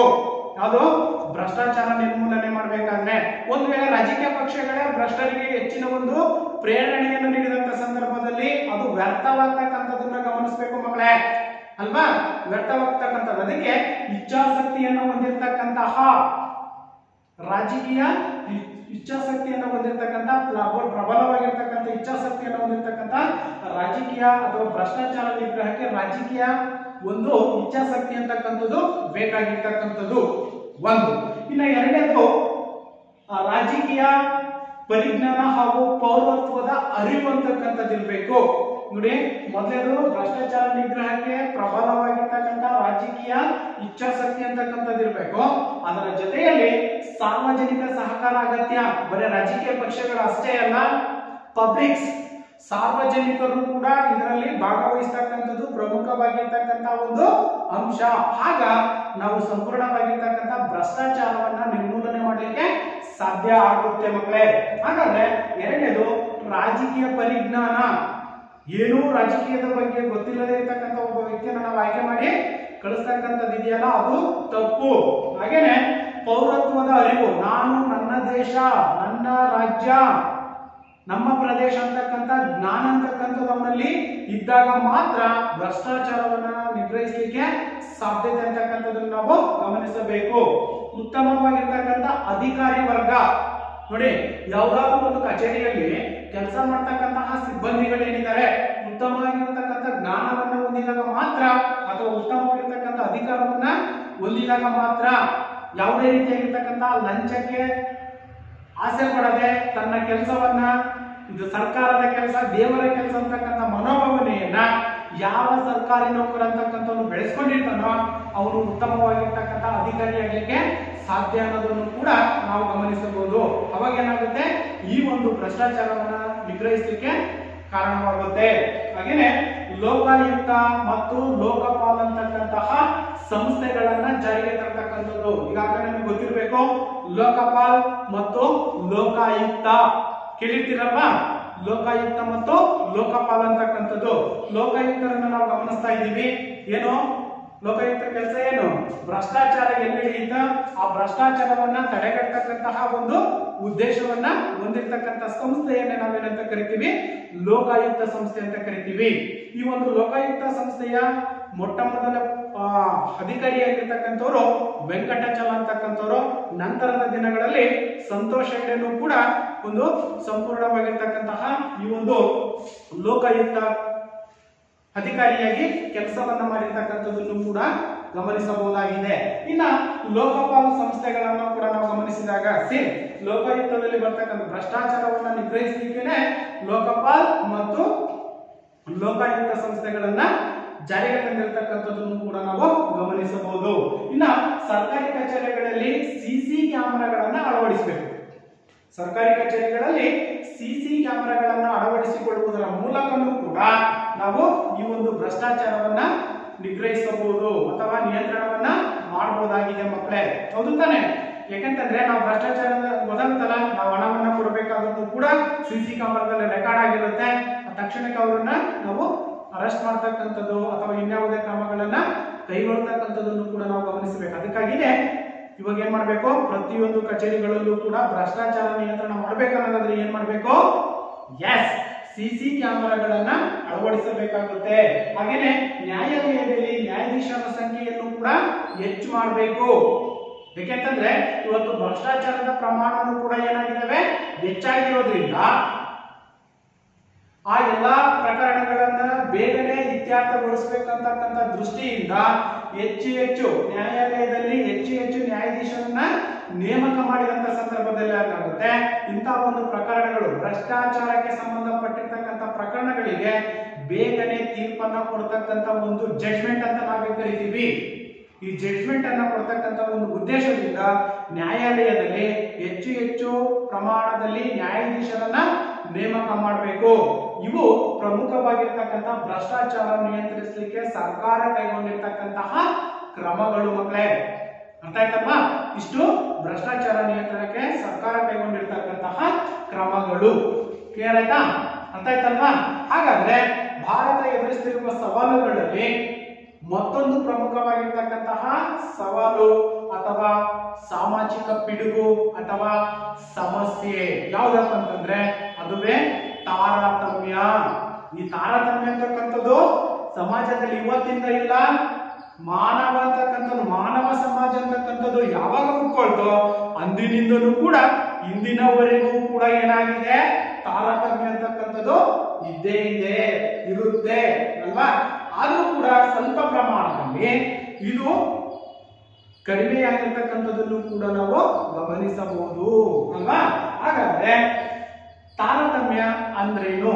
ಭಾರತೀಯ ಸಮಾಜಕ್ಕೆ ಲಿಂಗ, ಜಾತಿ ಮತ್ತು ಪ್ರಾದೇಶಿಕ ಅಸಮಾನತೆಗಳು ಪ್ರಬಲವಾಗಿರ್ತಕ್ಕಂಥ ಸವಾಲುಗಳಾಗಿ ಪರಿಣಮಿಸಿರ್ತಕ್ಕಂಥ ನಾವು ಕಾಣ್ತಾ ಇದ್ದೀವಿ. ಹೌದು ತಾನೆ?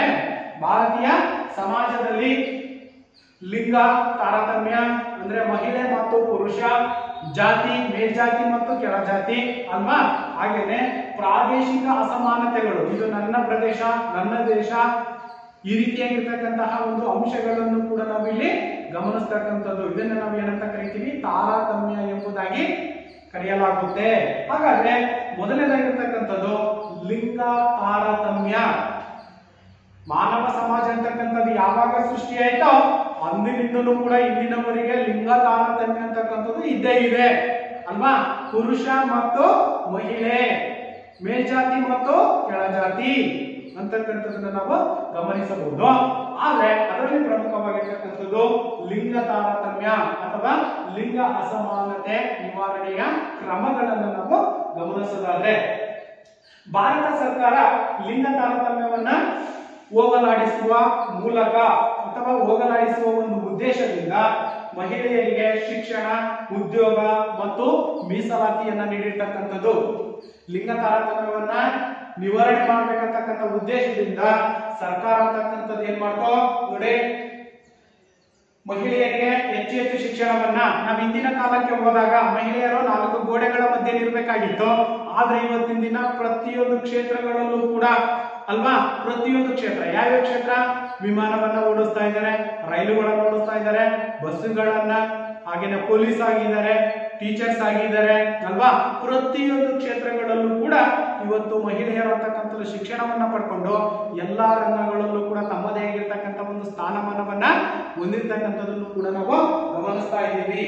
ಹಾಗೇನೆ ಉದ್ಯೋಗಗಳಲ್ಲೂ ಕೂಡ ಅವರಿಗೆ ಅವಕಾಶಗಳನ್ನ ಕೊಟ್ಟಿದ್ದೀವಿ.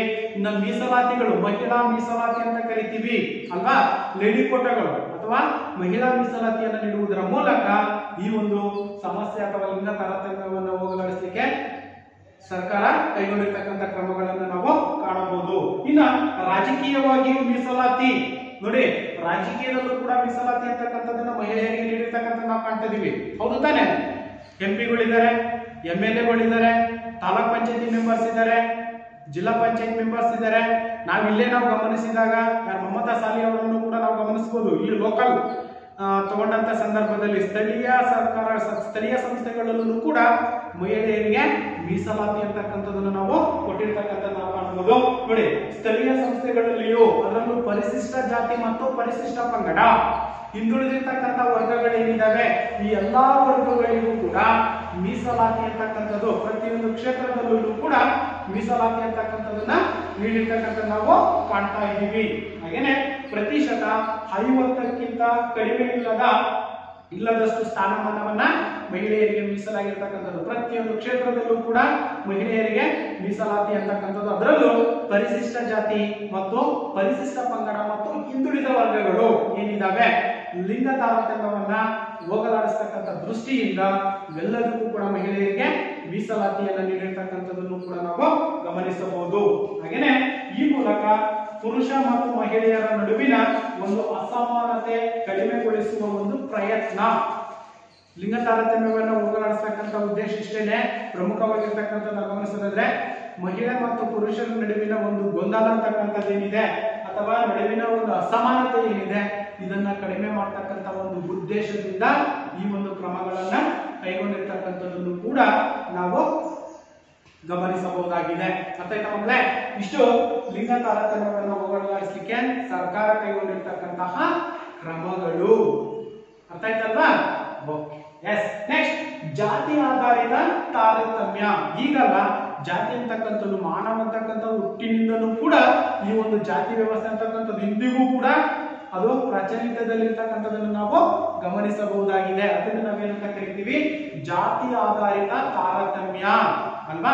ಹಾಗಾದ್ರೆ ಒಂದು ಲಿಂಗ ತಾರತಮ್ಯದ ರೀತಿಯಲ್ಲಿನೇ ಇದು ಕೂಡ ಭಾರತೀಯ ಪುರಾತನ ಹಿಂದಿನ ಕಾಲದಿಂದಲೂ ಪ್ರಾಚೀನ ಕಾಲದಿಂದಲೂ ಕೂಡ ಇದು ಜಾರಿಯಲ್ಲಿರ್ತಕ್ಕಂಥದ್ದು ಅಥವಾ ಬಳುವಳಿಯಾಗಿ ಬಂದಿರ್ತಕ್ಕಂಥದ್ದನ್ನು ನಾವು ಗಮನಿಸಬಹುದಾಗಿದೆ ಮಕ್ಕಳೇ ಅಲ್ವಾ? ಹಾಗೇನೆ ಭಾರತದ ಸಂವಿಧಾನದ 3ನೇ ಭಾಗದಲ್ಲಿ ಮೂಲಭೂತ ಹಕ್ಕುಗಳ ಪಟ್ಟಿಯಲ್ಲಿ ಸಮಾನತೆ ಮತ್ತು ಸ್ವಾತಂತ್ರ್ಯದ ಹಕ್ಕನ್ನು ಕೂಡ ನೀಡಲಾಗಿದೆ. ಸಂವಿಧಾನದ 3ನೇ ಭಾಗ ಅಂತಕ್ಕಂಥದ್ದೇನಿದೆ ಮೂಲಭೂತ ಹಕ್ಕು, ಸಮಾನತೆ ಮತ್ತು ಸ್ವಾತಂತ್ರ್ಯದ ಹಕ್ಕನ್ನು ಕೂಡ ಅದರಲ್ಲಿ ನೀಡಲಾಗಿರ್ತಕ್ಕಂಥದ್ದು. ಯಾವುದಕ್ಕೆ ಸಂಬಂಧಪಟ್ಟಂತೆ? ಜಾತಿ ತಾರತಮ್ಯಕ್ಕೆ ಸಂಬಂಧಪಟ್ಟಂತೆ ನಾವು ಗಮನಿಸೋದಾದ್ರೆ, ಹಾಗಾದ್ರೆ ಪ್ರಾದೇಶಿಕ ಅಸಮಾನತೆ ಅಂದ್ರೆ ಏನು? ಪ್ರಾದೇಶಿಕ ಅಸಮಾನತೆ ಎಂದರೇನು ಅಲ್ವಾ? ಹಾಗೇನೆ ಅಭಿವೃದ್ಧಿಯ ಹೆಸರಿನಲ್ಲಿ ರಾಷ್ಟ್ರದ ಕೆಲವು ಪ್ರದೇಶಗಳು ಅಭಿವೃದ್ಧಿಯ ಹೆಸರಿನಲ್ಲಿ ರಾಷ್ಟ್ರದ ಕೆಲವೊಂದು ಪ್ರದೇಶಗಳು ಸ್ವಾಭಾವಿಕವಾಗಿಯೇ ಮುಂದುವರಿಯದಿದ್ದರೆ ಕೆಲವು ಪ್ರದೇಶಗಳು ಕೂಡ ಹಿಂದುಳಿದಿರ್ತಕ್ಕಂಥದ್ದು ನಾವು ಗಮನಿಸಬಹುದಾಗಿದೆ ಅಲ್ವಾ? ನಾವು ಬೆಳಗಾವಿ ಈ ಒಂದು ಸೈಡ್ ಹೋದಂತ ಸಂದರ್ಭದಲ್ಲಿ ಅಲ್ಲಿ ಮರಾಠರ ಸಂಖ್ಯೆ ಅಂತಕ್ಕಂಥದ್ದು ಹೆಚ್ಚಾಗಿದೆ. ಮೊನ್ನೆನೂ ಕೂಡ ರೀಸೆಂಟ್ ಆಗಿ ಮರಾಠ ಪ್ರಾಧಿಕಾರವನ್ನ ಸ್ಥಾಪನೆ ಮಾಡಿರ್ತಕ್ಕಂಥದ್ದು, ಅದನ್ನ ಜಾರಿಗೆ ತರಬೇಕು ಅಂತಕ್ಕಂಥದ್ದು ಕೂಡ ನಡೀತಾ ಇದೆ ಅಲ್ವಾ? ಆ ಒಂದು ಸಂದರ್ಭದಲ್ಲಿ ಏನಾಗಿತ್ತ, ಆ ಒಂದು ಪ್ರದೇಶದಲ್ಲಿರ್ತಕ್ಕಂತಹ ಜನರ ಅಭಿವೃದ್ಧಿಯನ್ನ ಮಾಡ್ತಕ್ಕಂಥ ಒಂದು ಉದ್ದೇಶದಿಂದ ಪ್ರಾಧಿಕಾರವನ್ನ ರಚನೆ ಮಾಡಲಾಯ್ತು. ಅಂದ್ರೆ ಅದನ್ನೇ ಪ್ರಾದೇಶಿಕವಾಗಿರ್ತಕ್ಕಂಥ ಅಭಿವೃದ್ಧಿ ಅಲ್ವಾ? ಅದನ್ನ ನಾವು ಇಲ್ಲಿ ಪ್ರಾದೇಶಿಕ ಅಸಮತೋಲನತೆ ಕಾರಣಗಳನ್ನ ನಾವು ಗಮನಿಸೋದಾದ್ರೆ ಅವಾಗ ಏನಾಗುತ್ತೆ, ಇನ್ನಿತರ ಕರ್ನಾಟಕದವ್ರು ಏನ್ ಮಾಡ್ತಾ ಇದ್ದಾರೆ, ಡಿಸೆಂಬರ್ 5ನೇ ತಾರೀಕು ಆ ಒಂದು ಏನು ಮರಾಠ ಪ್ರಾಧಿಕಾರವನ್ನ ಸ್ಥಾಪನೆ ಮಾಡಬಾರ್ದು, ಇಡೀ ಅಖಂಡ ಕರ್ನಾಟಕ ಅಂತಕ್ಕಂಥದ್ದೇನಿದೆ ನಾವೆಲ್ಲರೂ ಒಂದೇ ಅಂತಕ್ಕಂಥ ಭಾವನೆಯನ್ನ ಬೆಳೆಸ್ಕೋಬೇಕು ಅಂತಕ್ಕಂಥ ಉದ್ದೇಶದಿಂದ ಅಲ್ಲಿ ಪ್ರತಿಭಟನೆಗಳನ್ನು ಕೂಡ ನಡೆಸಿರ್ತಕ್ಕಂಥ ಒಂದು ಉದಾಹರಣೆಗಳನ್ನ ಇತ್ತೀಚಿನ ದಿನಗಳಲ್ಲಿ ನಾವು ಕಾಣ್ತಾ ಇದ್ದೀವಿ ಮಕ್ಕಳೇ ಅಲ್ವಾ. ಹಾಗೇನೆ ಪ್ರಾದೇಶಿಕ ಅಸಮತೋಲನ ನಿವಾರಣೆಯ ಕ್ರಮಗಳು, ಏನೆಲ್ಲ ಕ್ರಮಗಳನ್ನ ನಾವು ಕೈಗೊಳ್ಳಬೇಕು, ಈ ಒಂದು ಪ್ರಾದೇಶಿಕ ಅಸಮತೋಲನ ನಿವಾರಣೆ ಮಾಡಬೇಕಂದ್ರೆ ಏನೆಲ್ಲ ಕ್ರಮಗಳನ್ನ ಕೈಗೊಂಡಾಗ ಮಾತ್ರ ಈ ಸಮಸ್ಯೆಗಳನ್ನು ಹೋಗಲಾಡಿಸಲಿಕ್ಕೆ ಸಾಧ್ಯತೆ ಇದೆ ಅಲ್ವಾ. ಹಾಗಾದ್ರೆ ಪ್ರಾದೇಶಿಕ ಅಸಮಾನತೆಯನ್ನು ಹೋಗಲಾಡಿಸಲಿಕ್ಕೆ ಸರ್ಕಾರ ಕೈಗೊಂಡಿರ್ತಕ್ಕಂಥ ಕ್ರಮಗಳನ್ನ ನಾವು ಗಮನಿಸೋದಾದ್ರೆ ಒಂದೊಂದಾಗಿ ಮೊದಲಾಗಿರ್ತಕ್ಕಂಥದ್ದು ಭಾರತದ ಸಂವಿಧಾನದ 371ನೇ ವಿಧಿ ಏನಿದೆ, ಭಾರತ ಸಂವಿಧಾನದ ಯಾರು ಡಾಕ್ಟರ್ BR ಅಂಬೇಡ್ಕರ್ ಅವರು ರಚನೆ ಮಾಡಿರ್ತಕ್ಕಂತಹ ಜಾರಿಗೆ ತಂದಿರತಕ್ಕಂತಹ ಭಾರತದ ಸಂವಿಧಾನ ಏನಿದೆ, ಇಂಡಿಯನ್ ಕಾನ್ಸ್ಟಿಟ್ಯೂಷನ್ ಅಂತ ನಾವೇ ಕರಿತೀವಿ, ಭಾರತದ ಸಂವಿಧಾನದಲ್ಲಿ ನಾವು 371ನೇ ವಿಧಿ ಏನಿದೆ, ಈ ವಿಧಿ ಎ ಇಂದ ಜೆ ವರೆಗೆ, ಎ ಇಂದ ಜೆ ವರೆಗೆ ಸಂವಿಧಾನದ 371ನೇ ವಿಧಿ ಅಂತಕ್ಕಂಥದ್ದು ಏನಿದೆ, ಇದು ಎ ಇಂದ ಜೆ ವರೆಗೆ ಅವಕಾಶವನ್ನ ನೀಡಿರ್ತಕ್ಕಂಥದ್ದು. ಪ್ರಾದೇಶಿಕ ಅಸಮಾನತೆಗೆ ಅವಕಾಶವನ್ನು ಕೂಡ ನೀಡುವುದರ ಮೂಲಕ ಅಸಮಾನತೆಯನ್ನ, ಪ್ರಾದೇಶಿಕ ಅಸಮತೋಲನವನ್ನ ಹೋಗಲಾಡಿಸಿರ್ತಕ್ಕಂಥದ್ದನ್ನು ಕೂಡ ಸಂವಿಧಾನದ 371ನೇ ವಿಧಿ ಎ ಇಂದ ಜೆ ವರೆಗೆ ಸಂಪೂರ್ಣವಾಗಿರ್ತಕ್ಕಂತಹ ಈ ಪ್ರಾದೇಶಿಕ ಅಸಮಾನತೆಯ ವಿವರಣೆಯನ್ನ ಅದು ನೀಡಿರ್ತಕ್ಕಂಥದ್ದನ್ನು ಕೂಡ ನಾವು ಗಮನಿಸಬಹುದಾಗಿದೆ ಮಕ್ಕಳೇ. ಅರ್ಥ ಆಯ್ತಲ್ವಾ. ಸಂವಿಧಾನದ 371ನೇ ವಿಧಿ ಎ ಇಂದ ಜೆ ವರೆಗೆ ಏನು ಕಲಾಮಗಳು ವಿಧಿಗಳು ಅಂತಕ್ಕಂಥ ಬರ್ತಾವೋ ಅವು ಪ್ರಾದೇಶಿಕ ಅಸಮಾನತೆ ನಿವಾರಣೆಗೆ ಸಂಬಂಧಪಟ್ಟಿರ್ತಕ್ಕಂಥ ಒಂದು ಅಂಶಗಳನ್ನ ಸಂಪೂರ್ಣವಾಗಿ ಆ ಒಂದು ಸಂವಿಧಾನದಲ್ಲಿ ಅಳವಡಿಸಿರ್ತಕ್ಕಂಥದ್ದನ್ನು ಕೂಡ ಗಮನಿಸಬಹುದಾಗಿದೆ. ಹಾಗೇನೆ ಇನ್ನ ಎರಡನೇದಾಗಿರ್ತಕ್ಕಂಥದ್ದು ಕ್ರಮಗಳಲ್ಲಿ 2001ರಲ್ಲಿ ಏನು DM ನಂಜುಂಡಪ್ಪ ಸಮಿತಿ ಅಂತಕ್ಕಂಥದ್ದೇನಿದೆ, ಈ ಒಂದು ಸಮಿತಿಯ ಶಿಫಾರಸು ಕೂಡ ನಾವು ಪ್ರಾದೇಶಿಕ ಅಸಮತೋಲನ ನಿವಾರಣೆ ಕ್ರಮದಲ್ಲಿ ಕಾಣಬಹುದಾಗಿದೆ. ಅದು 2001ರಲ್ಲಿ DM ಡಾಕ್ಟರ್ ನಂಜುಂಡಪ್ಪ ಸಮಿತಿ ಅಂತಕ್ಕಂಥದ್ದೇನಿದೆ, ಈ ಸಮಿತಿಯು ಕೂಡ ಈ ಒಂದು ಪ್ರಾದೇಶಿಕ ಅಸಮತೋಲನವನ್ನ ನಿವಾರಣೆ ಮಾಡಲಿಕ್ಕೆ ತನ್ನ ವರದಿಯನ್ನು ಕೂಡ ನೀಡಿರ್ತಕ್ಕಂಥದ್ದು ಯಾವಾಗ 2001ರ ಇಸ್ವಿಯಲ್ಲಿ. ಹಾಗೇನೆ ಸಂವಿಧಾನದ ವಿಧಿ 371J ಸೇರ್ಪಡೆಯನ್ನ ಮಾಡುವುದರ ಮೂಲಕ ಕರ್ನಾಟಕದಲ್ಲಿನ ಹಿಂದುಳಿದ ಪ್ರದೇಶಗಳಿಗೆ ವಿಶೇಷವಾಗಿರ್ತಕ್ಕಂಥ ಸ್ಥಾನಮಾನವನ್ನ ನೀಡಿರ್ತಕ್ಕಂಥದ್ದು ಅಲ್ವಾ. ಇದಕ್ಕೆ ಸಂಬಂಧಪಟ್ಟಂತೆ ಒಂದು ಬೆಸ್ಟ್ ಎಕ್ಸಾಂಪಲ್ ಅನ್ನ ಕೊಡೋದಾದ್ರೆ ಜಮ್ಮು ಮತ್ತು ಕಾಶ್ಮೀರ ಅಂತಕ್ಕಂಥದ್ದನ್ನು ಕೂಡ ನಾವು ಗಮನಿಸಿದ್ವಿ ಕೆಲವೇ ದಿನಗಳ ಹಿಂದೆ ಅಲ್ವಾ.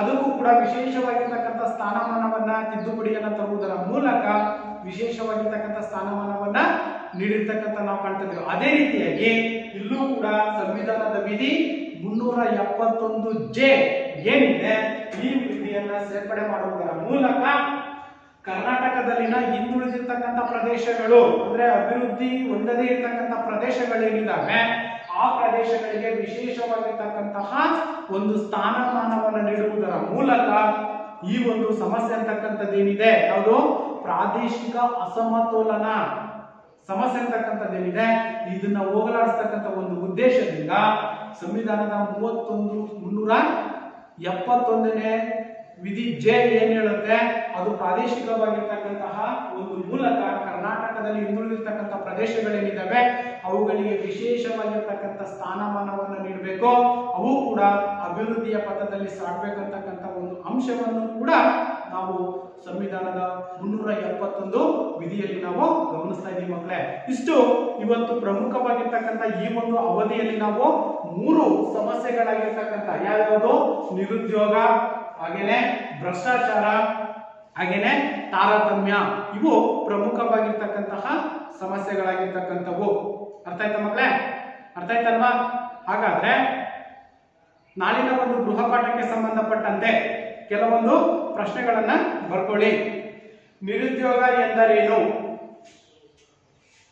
ನಿರುದ್ಯೋಗ ಎಂದರೇನು?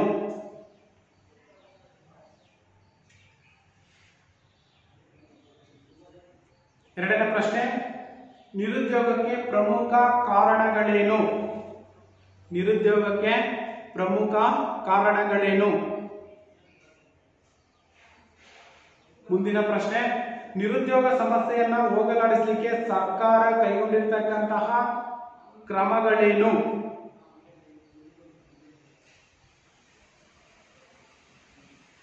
ನೆಕ್ಸ್ಟ್, ಭ್ರಷ್ಟಾಚಾರ ಎಂದರೇನು? ಭ್ರಷ್ಟಾಚಾರ ಎಂದರೇನು?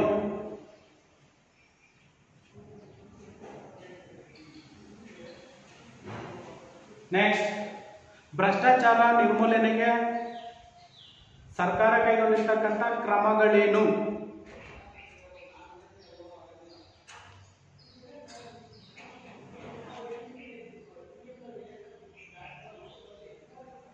ನೆಕ್ಸ್ಟ್, ಪ್ರಾದೇಶಿಕ ಅಸಮತೋಲನ